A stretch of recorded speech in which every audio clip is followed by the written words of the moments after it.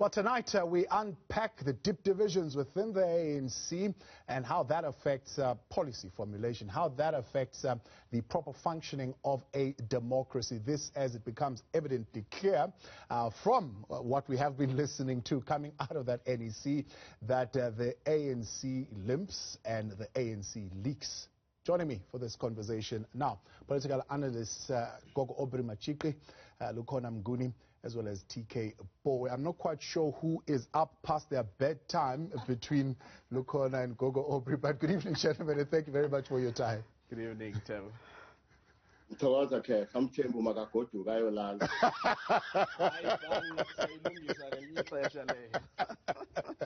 Gentlemen, I want to start with, of course, it is undeniable now. In fact, if you were living under a rock, you would have still thought there's some semblance of unity in the ruling party. But it's very clear, coming from just the leaks that we are seeing coming out of NEC meetings, the conversations that are being had, that there are deep divisions that are existing within the ruling party.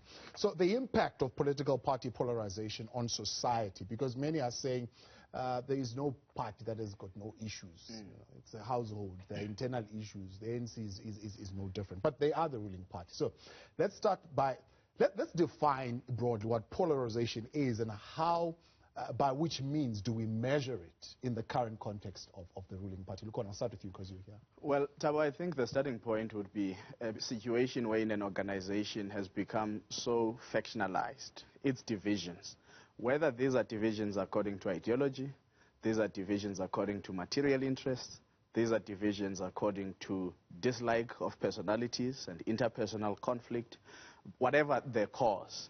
But it's when divisions are so dire that functionally the organization ceases to be a coherent entity and it ceases to be a viable entity to execute on its mandate. That's when divisions become perilous to society, if you talk of an organization such as the ANC. And how do you measure this polarization? You measure it in the inability for the movement to execute on its electoral mandate, promised in its manifesto, designed in the policies of the state, and of course promised in the various annual performance plans of different departments and state entities. And I think what you are dealing with now here is an ANC that has demonstrated over the last 27 years that indeed divisions have haunted it in a great deal. One, they start at the conceptual level that the ANC is a broad church, which then means the interests that are within the ANC are so vast that even when you have settled a debate within the party, taken a resolution at a conference, it's another thing for it to translate into government action. And we have seen this with a variety of things. They had a land reform target, they've had a digital migration from analog to digital. These are very key aspects of the governance promise of the ANC which have not been executed because those who lose at the resolution level within the party go on and lobby at the government level. And this is why you then get to instances where even big corporates try and worm their way into things such as the whole spectrum issue, which would make it much easier to achieve cheaper data, to achieve greater satellite coverage and connectivity, open up the airwaves in their various spaces for the economy to leverage really on the issues of spectrum, analog to digital migration. Right. So the divisions become a problem when the organization can no longer execute on its mandate because it's so inward looking and focused on its internal problems. Gogo Obri, are these divisions ideological or is it just sheer hatred? I mean, we're hearing on some of these leaked audio snippets where one is questioning, for example, comradeship, whether or not this organization can still use the word comrade because there are people who are talking of just sheer hatred for one another. Well, in essence, these divisions are not ideological. In essence, what we see is the impact of the change in the relationship between the ANC and state power, as a result of which access to political power through the ANC gives those who become or whose interests become dominant in the ruling party access to state resources through which they can access economic centers of power. Secondly, ours is a political reality where you have the coincidence between the single-party dominance of the ANC and the fact that it is in a state of decline. That coincidence between dominance and decline produces two other things. That is, the dominant party becomes desensitized to the interests of so-called ordinary citizens. But secondly, when it becomes fractionalized and factionalized, the factional tensions bring about another thing, and that is institutional uncertainty, where our democratic institutions, the judiciary and so on, have their integrity impugned, questioned, and undermined. And as Lukhona says, when you have a third factor, you then see a widening of the gap between the administrative dimensions of our democracy. In other words, the ability of our democracy to deliver on the promise of freedom, such as freedom to vote, freedom of expression, and so on the other. And the substantive dimension, that is the ability of that democracy to deliver on the promise of a better life for all. And who does a divided ANC benefit at this particular point? I mean, you've clearly pointed out that it is a problem for society in the many various ways that you have actually pointed out. But who does get the benefit from it being divided? Well, before I come to that question specifically, there's a fourth thing which happens. Institutions, organizations, societies tend to adjust themselves to the quality of leadership available to them. And in many ways, South African society has adjusted itself to the quality of leadership that is being provided by the ANC, a party that cannot credibly refer to itself as the leader of society. Who benefits from an ANC that is in a state of decline? When we analyze factional divisions in the party, we tend to think that they are a dynamic that is only internal to the ruling party. Whereas this is a dynamic that is both internal and external to the ruling party. Internal, in terms of the internal battles, factional battles that are going on inside the ANC, but there are many who have an interest in the outcome of those battles, who are located outside the ANC. Some are in capital, some are elsewhere. And therefore, they too stand to benefit if those battles produce the outcome that they want. And that is why, for instance, you will see today representatives of capital talking about defending democracy, when in fact what they're talking about is that the battles must have an outcome that is aligned to their own desires and interests.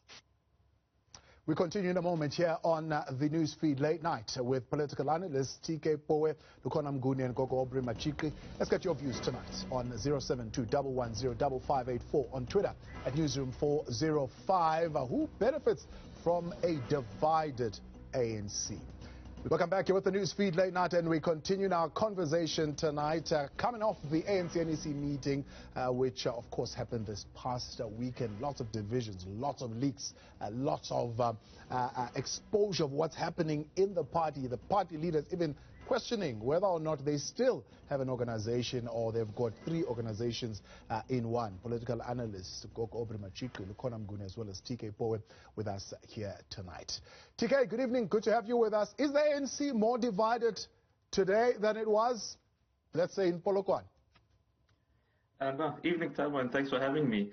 Well, are they more divided? I think the best way maybe to answer that is which division, I think, if you're looking at the post-Polokwane one and the current one, which one is more detrimental to the average citizen of South Africa? And I think if you were to just maybe put it in that way, it's a better answer, because neither outcomes are really great. Because I think, as Aubrey Machiti put it, there's never really, the last ideological split the ANC had was with the Pan-Africanist Congress of Azania. Everything subsequent to that has really been, if you look at what happened post-1994 with the UDM, it's either been on issues or it's been on personalities. So the asking of the division is not really that important, because divisions are part and parcel of politics. But I think what we should maybe be focusing on is the outcome.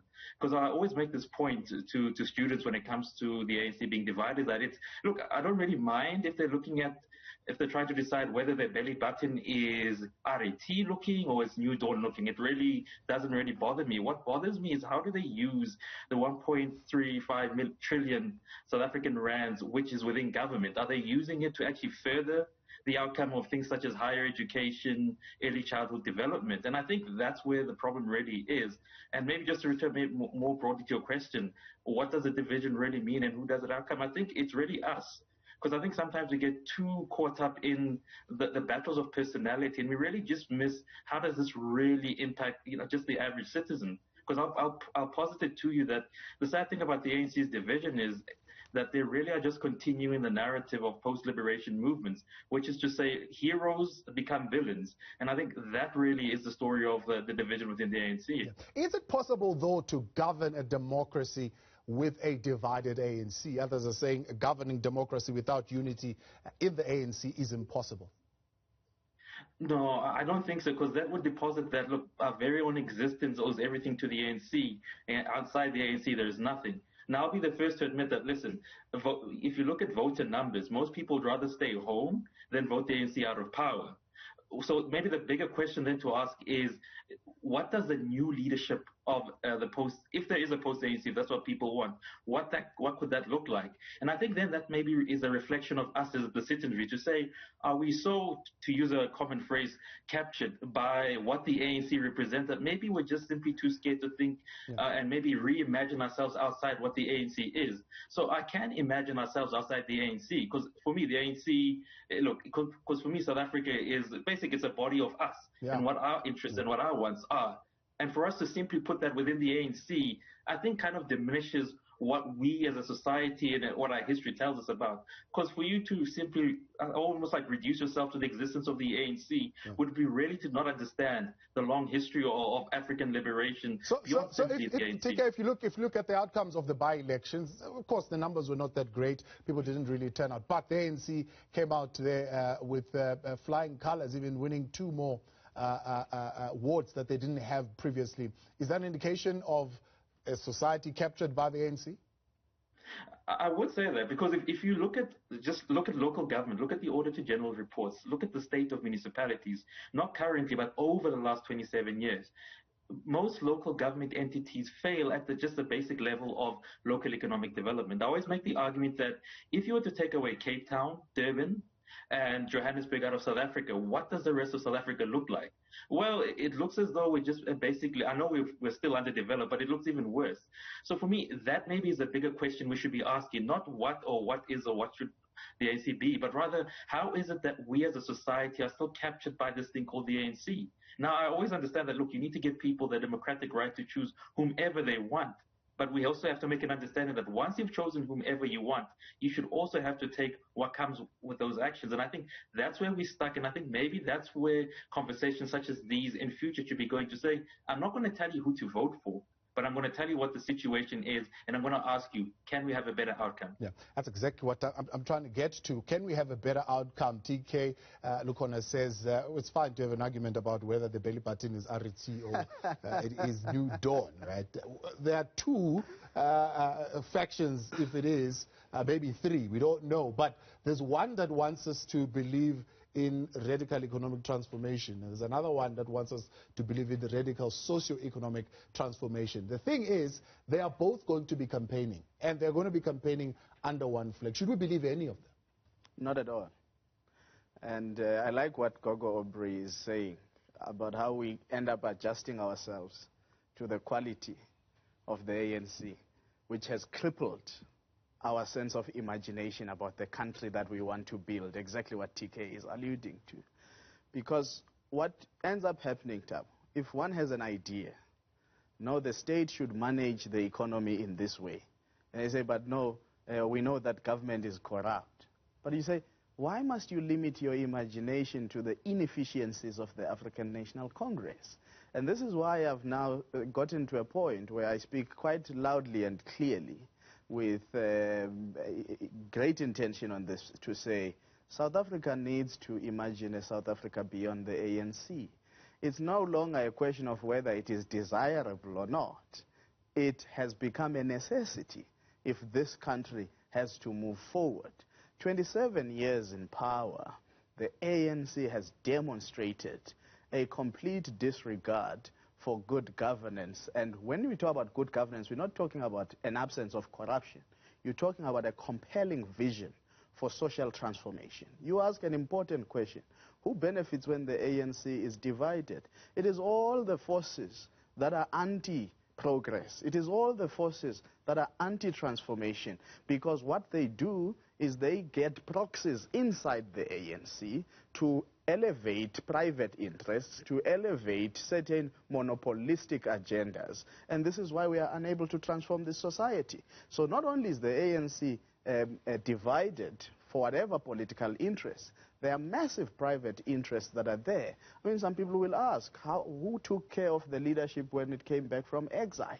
You have to go as far back as then. Yeah. That's when the ANC got fundamentally broken, when it allowed itself to think it could, in close cooperation with the former oppressors, govern this country, and then by some miraculous way, these former oppressors would get out of the way, allow for social transformation to happen. So the ANC is carrying a lot of historic baggage in this period post its unbanning in 1990. And part of what we need to do is to imagine a new politics in this country, imagine a new way of doing things. I mean, this thing of people being captured by the ANC TK is talking about is very serious. Look at how opposition parties imagine themselves at formative stages, especially those that are offshoots of the ANC. They all want to have branches. They all want to have similar structures. Yet the ANC is the most entrenched political party in our society. It exists almost in every ward in this country. Now, to try and compete with that, you are probably going to struggle. You are going to waste a lot of time trying to enact structures that may not compete at that vastness as the ANC is. So what is it that you need to do? Imagine politics differently, capture the imagination of people, bring people back into politics, those people who no longer want to vote for the ANC, but be more concerned about the 35% or so people who don't vote at all, and their voter age population. Some are registered but don't pitch up. Some are not even registered. They don't bother. Yeah. If you look at the outcomes with the younger age group, between 18 and 21, you have a problem there. Young people, when they get out of school, they don't want to participate in the electoral process. Why is that the case? Let's not call it just youth apathy. It might just be because they've lost confidence in the political landscape. So these inefficiencies of the ANC have crippled the entire political imagination of our country. And talking about South Africa beyond the ANC forces us to do exactly what TK is calling for, a thorough conversation on how this country ought to look like. Not what it is, not what it would be if he removed those cities he's talking about. Gogo, you touch on the question of leadership, saying we are almost a society forced to accept the defects in the leadership that is there at that particular time, because, of course, that is the leadership that the organization would have appointed. Now, that very same organization is pointing fingers at that leadership, saying, well, it is failing, in a sense, to bring about the unity that they envisage. Is there a lack of negotiation and conciliation skill in the president of this organization, President Cyril Ramaphosa? Well, the former president, Thabo Mbeki, reiterates a point that was made by others in the NEC meeting by asking the question, is there still an organization called the ANC? And that, to me, sounds like a rhetorical question. In other words, one interpretation you can attach to what was argued by former President Thabo Mbeki is that he or his words are not words we can interpret as a vote of confidence in the leadership of Cyril Ramaphosa. So that's the first thing.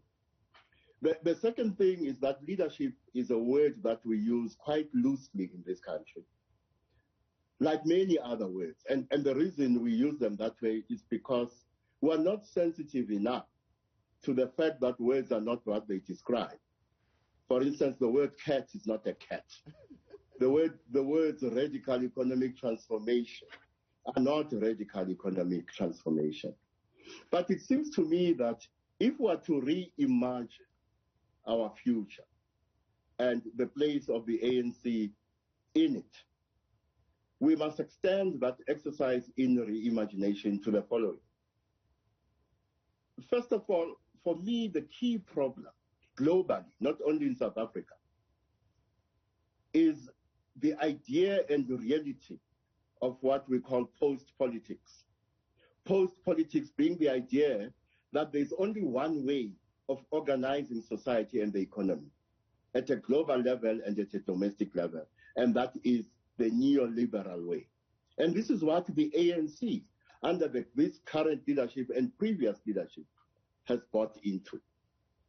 Secondly, we have bought into another lie, the lie that electoral democracy delivers fundamental change.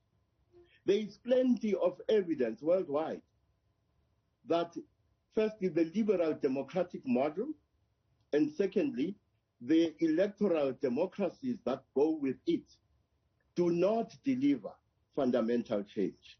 And that is why in South Africa, in the last general election, 18 million South Africans who are eligible to vote did not vote in that election. That is not apathy.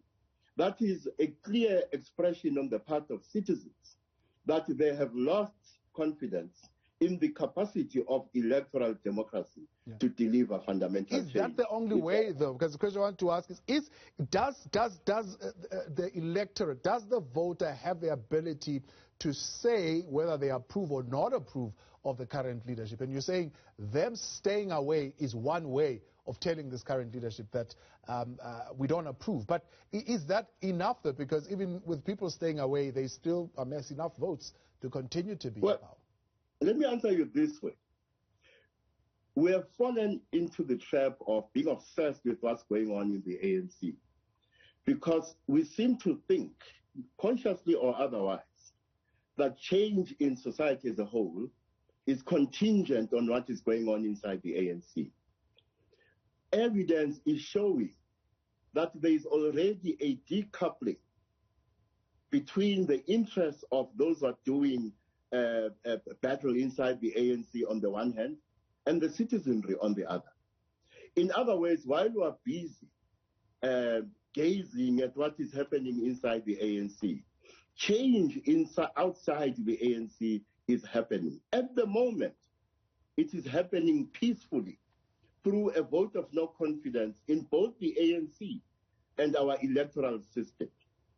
But if we look at what is happening in our society, if we look at the social and economic conditions under which our people are living at the moment, I cannot say that that change will always occur peacefully.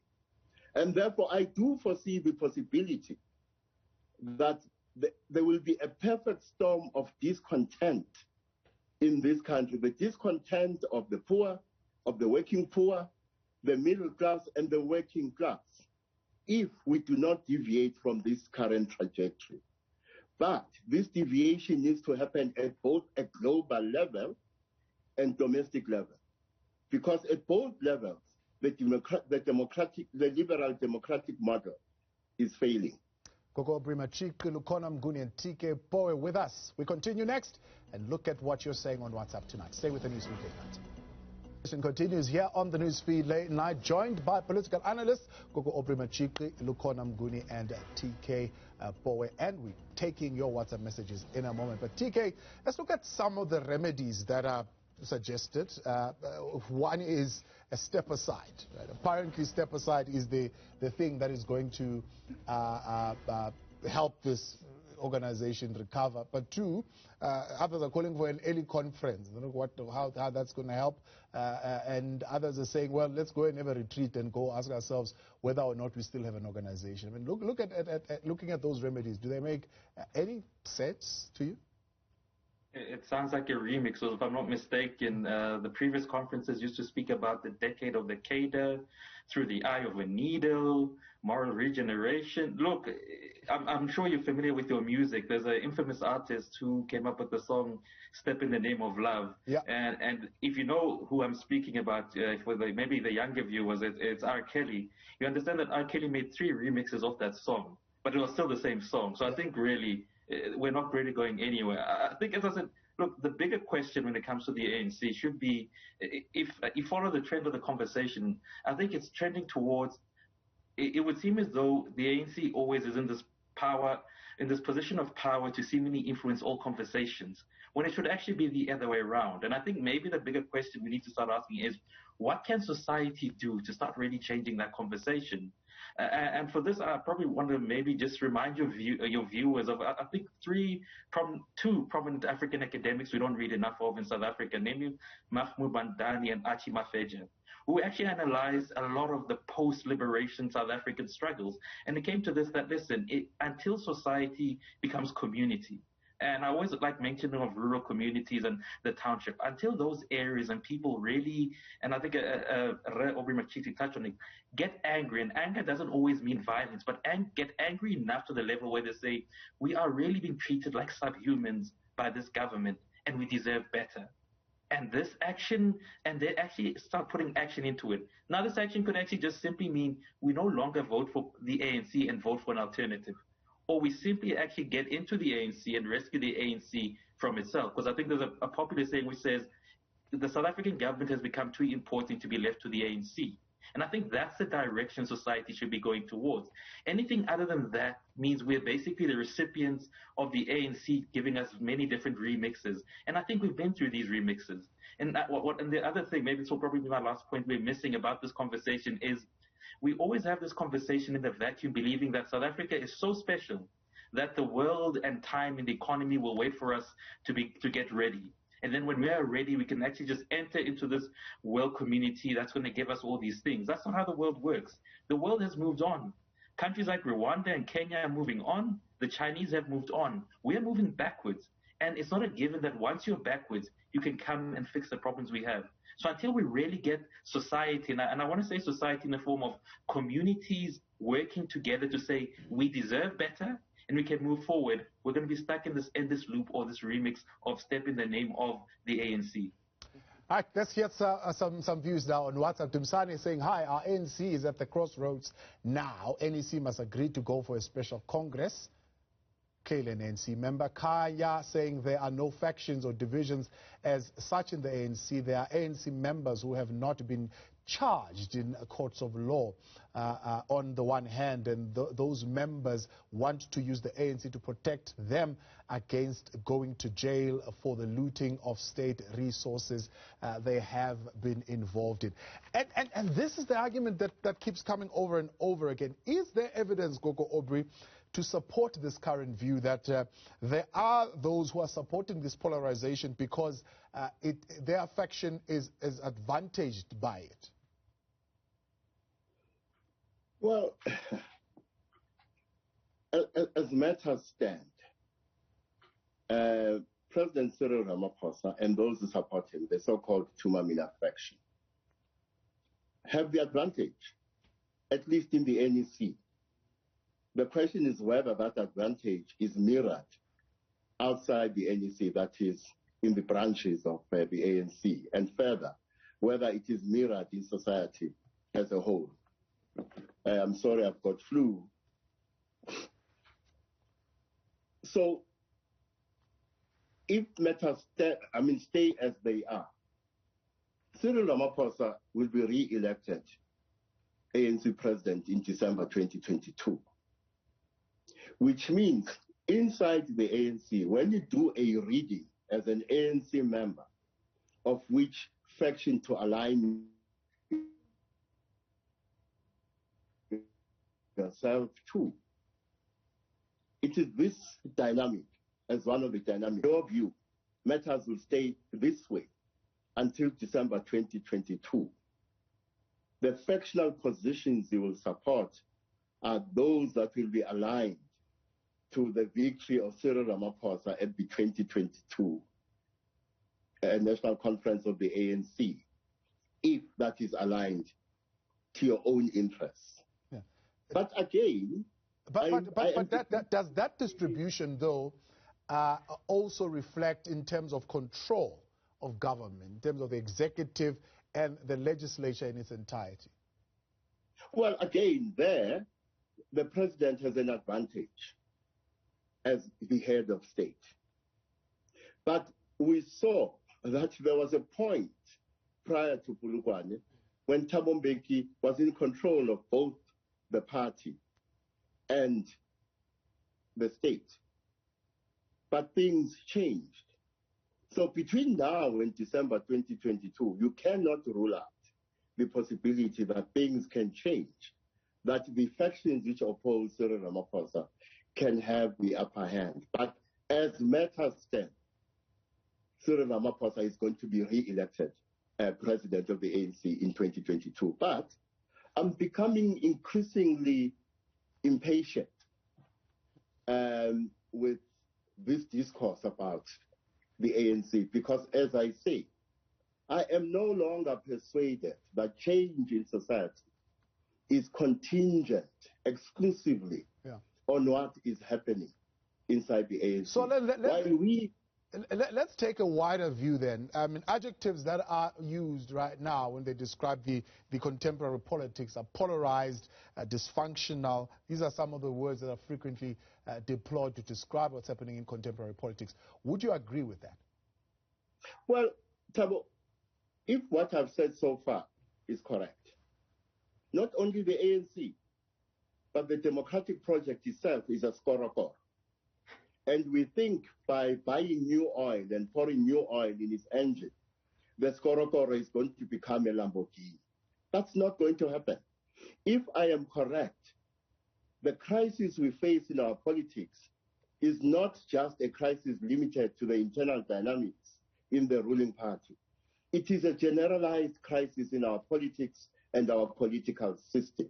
So ultimately, change must occur at that level, the level of a political system that, in my view, will never deliver the kind of change that we desire. In other words, within this system, yes, you can change the ANC, replace it with the DA, replace it with the EFF. But if you keep this political system, if you keep the liberal democratic model and aesthetic, 100 years from now, South African citizens will be debating whether the ruling party at that time should be replaced by another. Yeah. How do we bring that change without, I mean, as they say, you remove the ANC, you're going to reverse the gains that we've made in the last 27 years? Well, you know, if you remove the ANC, it's not automatic that what will follow will be good. We may have to accept that ultimately change of the kind we seek will be preceded by change of the kind we do not want. But what it also means is that we must stop thinking of our democratic space as a space that is constituted in its entirety by political parties. Part of the space in our democracy is constituted by civil society, by citizens. We must therefore, as citizens and civil society, be creative about how we are going to engage and mobilize for change outside political parties, sometimes together with those political parties that have bought into our vision of change. Let's take a break. When we come back in a moment, we'll take more of your questions then on WhatsApp and wrap up this conversation live tonight here on the news feed late night in conversation with Gogo Obri Machikli, Lukhona Mnguni and TK Bowe, and assessing the impact of the polarization in the party called the ANC and how that impacts on broad society. Let us know what your views are, your thoughts tonight. On Twitter at Newsroom 405 072 110 5584. The Newsfeed Late Night continues next. If you're now here on the Newsfeed Late Night, thanks for staying on. The conversation continues tonight. Political analyst Gokopri Machiki, Lokona Mguni and TK Poe with us tonight on WhatsApp. These are some of the messages that have come through. This one from Tapelo saying ANC is too fractured to the point that is controlled by groupings. The problem started in Polokwane and Mangaung cemented it. People turned to be too individual instead of being collectively principled. From Madaeni saying there will be no winner in this implosion about to happen in the ANC. It's inevitable that the party is headed to a dead end. And you have, I suppose, studied enough of how these post-liberation movements actually survive and how they implode. Are we at the verge of an implosion? Well, I'm going to be very careful in answering that. Because some of the ANC leaders, when you talk to them, they'll say to you, it's not a given that it must happen that way, that liberation movements must implode.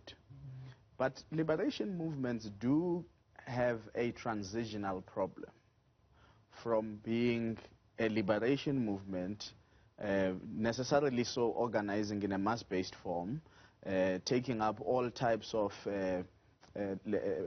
politics in its culture, in the texture, and so on. And then having to transition now towards a state of existence wherein you are in government. At a thinking level, it first creates the unfortunate uncertainty as to who is now the enemy. Because we knew the state to be the enemy, but now we are the state. And why did we want to capture state power? Which is state capture, by the way, and hence another problem for another day. But it's necessarily to capture the state and infuse in the state the kind of ideology that you want it to embody. So Gogo Obri talks about the problem of the liberal democratic architecture or aesthetic and how it creates problems. So liberal democracy fundamentally believing in free market economy, regulatory ability of the government, and all the sorts of freedoms for people that are there. You guarantee those things. They are there in your constitution. Some may say you need to be a social democracy in order for you to attend to the needs of society and have a state that intervenes strategically to the delivery of certain services that are needed by people on the day-to-day. And of course, if you use the logic of being, inundated with the inefficiencies of the ANC, you'd say you want no state intervention because this government has not made it work. I do think, though, part of the problem also has to do with the patronage networks that you then get into, and we've characterized countries led by liberation movements or in transition as practicing various types of systems, patrimonial democracy, paternal governance systems, and all of that, where the state believes, or those that are in the state believe they're so entitled to the state and they must decide how things are done. What that means is the state infantilizes its citizens and we all become children, and we must be told by the state, you remove the robustness of engagement and the critical nature with which citizens should approach the state, and what you end up with is a citizenry that is unable to reflect and hold the state to account. Yeah. And this is partly what has happened now in these last 3-4 years in the ANC, because we were so tired of the previous administration before President Cyril Ramaphosa. When you now hold the current president accountable, you are seen as though you are gravitating against the tide of change and renewal and the new dawn. But that's not the case. So power must be held to account at all times. And there is always a point in time where citizens tend to put off their feet on the accountability accelerator. And what that does is it causes greater problems for the society. That power goes unchecked and the liberation movement then implodes. There's nothing wrong with the implosion of a liberation movement, Thabo, by the way, if it can't govern its internal affairs and make sure it does the right restructuring at an organizational way. For example, a clear thing that is needed in the ANC, everybody who is a member of the ANC must have an opportunity to vote for the leadership of the ANC rather than African delegates, because those seem to be susceptible to corruption and, you know, wooing with all forms of interesting things that are dangled to the delegates, because there are fewer, about 4,000 in an organization of what now? Over 1 million people. So the liberation movement can implode. The problem is when society has not prepared itself for the implosion of the liberation movement, then the liberation movement implodes with the entire country. And society needs to start really focusing on the type of politics that it needs, the type of transition it needs in case the liberation movement implodes. Because what Thabo is at stake is an unstable government, as Gogo Obed was talking about. A shutdown of government. Can you speak of a shutdown of government?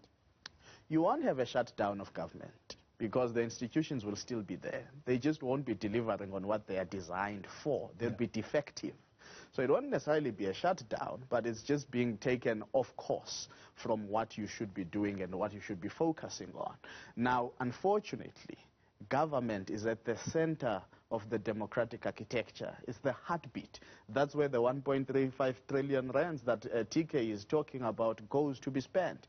The budget of government is so huge because it is designed to deliver to society. So if your government is uncertain, if your government's ability to act and function is compromised, the entire society is compromised. No matter how much of good civil society we can build, how much of great business institutions we can build, but once government stops functioning, the entire society is affected, because the heartbeat of the democratic architecture is in actual fact at a collapse. TK, let's talk then about exactly that, institutions, right? If you listen to the interview done by the SG, who says I'm still the SG, on Friday, but also if you listen to some of the leaked conversation, they want us to believe, for example, that our institutions have been captured. Institutions like the NPA, who are said to be, or the perception is, they are doing selective prosecution. Are we to believe that? No, that's absolute nonsense, because you have to go back to 1990, during the 90s, where certain people were accusing then president of saying, listen, I think then President Thabo Mbeki, they were accusing him of using the very same institutions to spy on them and to get a particular outcome. So as I said, it's just a remix. If you really want to understand the ANC, you just have to understand what a remix is, which is to say, I'll tell you something different in a different language using a different ideology. It's still the same thing. It still doesn't, I think, as Obi put it, it still doesn't answer the particular question, which is, what is wrong with this vehicle? Thabo, with your permission, if one can be a bit controversial, and I say this because I want people to hear what I'm saying, not what I'm not saying, which is to say, if you were to look at, let's say, the National Party came into government 4th of June 1948 and exited on the 9th of May 1994. If I were to ask you, we all know apartheid. No one can ever justify apartheid. So this is not about justification. This is to say, how is it that they could get institutions such as state-owned entities to actually work for their population, but the very same ANC, which had so much goodwill in the 90s, and even now the ANC has goodwill, cannot get institutions to work properly? I think sometimes the analysis we need to make of the ANC is to actually compare it to its predecessor. And I know people say, but look, TK, comparing apartheid to not. No. Everybody knows the argument can never be apartheid was good. So we park that vehicle aside. So the argument then becomes, how could the National Party in 46 years actually ensure that its population, its targeted population, was so well off that even after apartheid, and that's what we're in, that same population is still doing well. Yet the ANC, which has been in government for 27 years, fails to keep the lights on in the form of Eskom, fails to keep on the lights in the form of the SABC, fails to ensure that we actually have an education system that ensures that the next generation is ready to take over from this. I don't want to call them leaders, because you don't have to be a leader to be the NDC. You just happen to occupy a position of influence. And I think when we have those types of conversations about why this party has been so unable to take out apartheid and colonialism, then we'll be able to come up with the right questions. Because I think the questions for the future are found in our problems. We all know what the problems in South Africa are, and it relates to the fact that our rural populations, our townships, are not really part of the economic trajectory of this country. We know our education is not working, and I can tell you, once we start asking questions like that, and we do analysis like that, we will find champions and people who can actually take this country forward. Because to believe the opposite, that, look, when the ANC says this is our problem, we need to believe them, basically says, you know what, I like this illusion I'm living in, which the ANC paints for me every day, that after every 5 years, someone will come and save me. And we're kind of finding out no one is going to save us. We can only save ourselves, and the best way to do it is to say what is wrong with this country and who can fix it. And guess what? It might not come from the ANC. Gogo Aubrey, I'd like to get your views on this. I think it might be interesting to hear what you've got to say. The argument of selective prosecution is not a defense, right? So you can't just say, well, you are coming after me, but you're not coming after that one. It never is a defense in our court of law. But what do you make of that argument being advanced?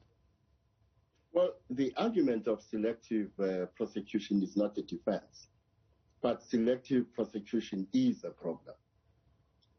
And what I want to say about that is that, you know, state institutions are very good at anticipating the wishes of those who are in leadership in the state or in government. And when the government changes, what I personally have observed about South Africa is that state institutions such as the NPA do anticipate the wishes of the leadership that is coming into power. So what we see as change, we see as change mistakenly, because what has changed is the leadership. What has not changed are the instincts of the institutions. And therefore, what you see are these institutions anticipating the desires and wishes of the new leadership. And when we love the new leaders, we see that as change. But this idea of capture, even if we are talking about the NPA or other institutions, for me is not very interesting. I mean, this whole debate of state capture, I have not found it interesting. Because the post-apartheid state is captured before the 1994 democratic breakthrough. The reason why, at certain points in the evolution of our history, state capture is a problem is when the state is captured by those who are not like us, by those we do not like. But if it is captured by those who are like us, who like us and we like, state capture is not a problem. And that is why another thing I have very little patience for at the moment is the current discourse on state capture. And so that we understand you clearly as we wrap up the conversation, are you saying society must just ignore what's happening in the ANC and imagine a new political environment that is outside of the ANC? Or are you saying, yeah, pay attention to what is happening there, but have a new imagination of how you navigate yourself out of it? Well, I'm saying yes, let's imagine. But there are enough opportunities for action, even within the constraints of the liberal democratic model. That is why I argue that political parties, including the ANC, do not occupy the entirety of our democratic space. The rest of the space is occupied by us as citizens and civil society. And therefore, we must use that space to mobilize for change, to engage in favor of change. And some of that engagement, as I said, must happen in conjunction with those political actors, including political parties, that are prepared to support our vision for change. But while I do not want to be deterministic, I will repeat what I've been saying for many years now. The ANC is going in one direction and one direction only. It is decline. And when it celebrates its 200th birthday, it shall do so at a cozy restaurant in Mangaung. Gogo Aubrey, appreciate your time. That's how we leave it tonight. Lukona Mguni as well as TK Powe and you tonight on WhatsApp. Do appreciate all your messages and your engagements. When we continue next, is government's response to the variants now discovered in India as well as in the UK too slow to respond? Let's have that conversation next here on the Newsfeed Late Night, plus a recap of what's making news this hour. Stay